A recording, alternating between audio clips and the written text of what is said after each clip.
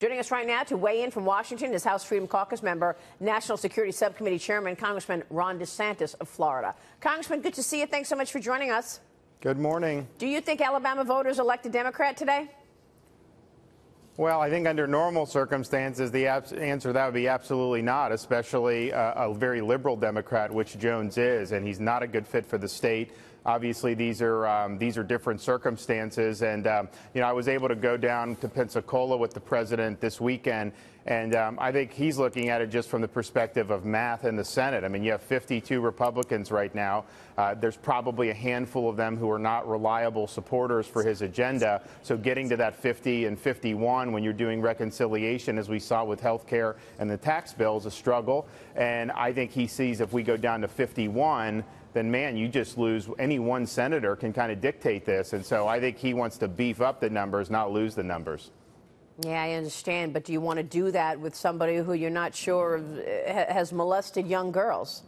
Well, obviously it's when you're talking about these campaigns and things happened decades ago, it's difficult. I mean, I don't know. I mean, I've read some of the articles. I've listened to his denials. I mean, I don't know what to make of it. I think the Senate's been clear he's going to have to face some investigation. Where that goes if he ends up getting elected, I guess we'll just have to see. But it's going to be he'll either not win or he'll win. It'll be a stormy first part of his tenure. Yeah, look, this is John Leifa. Look, there's a difference between campaigns and pedophilia. I mean, this is ridiculous how bad these allegations are. And do you really want to elect somebody who's just going to go straight into a House Ethics Committee investigation?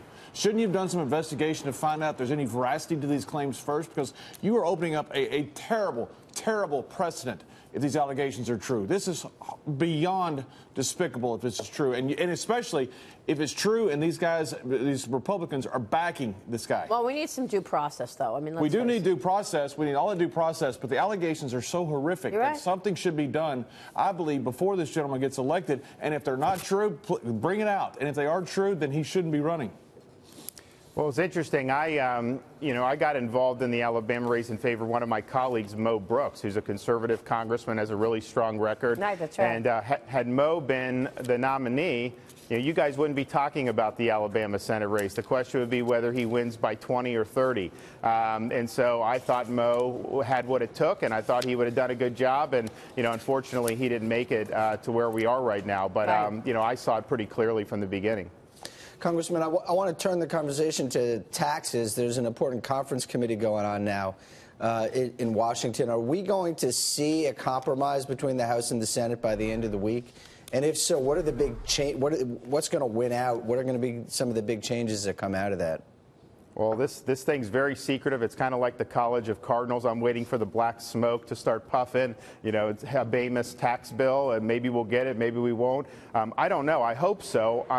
The rumors are that we will, but I don't have any firsthand knowledge of that. I think it's pretty clear we're going to get something by the end of the year. And I've always said that if we end up not being able to come to an agreement in the conference committee, then the default will be that the House will pass the Senate bill. I think, as you guys pointed out in the opening, there's some things that are going to need to change in that if it's not done in the conference. So hopefully they can take care of some of those things, like the first in, first out in the conference committee and give us a product that we can run on. Yeah, because the Senate, do you want, as the Freedom Caucus member, do you want to just take the Senate plan as it is? You want the House to just accept the Senate plan? Because there's some things in that plan. Yesterday we were talking about 100% tax.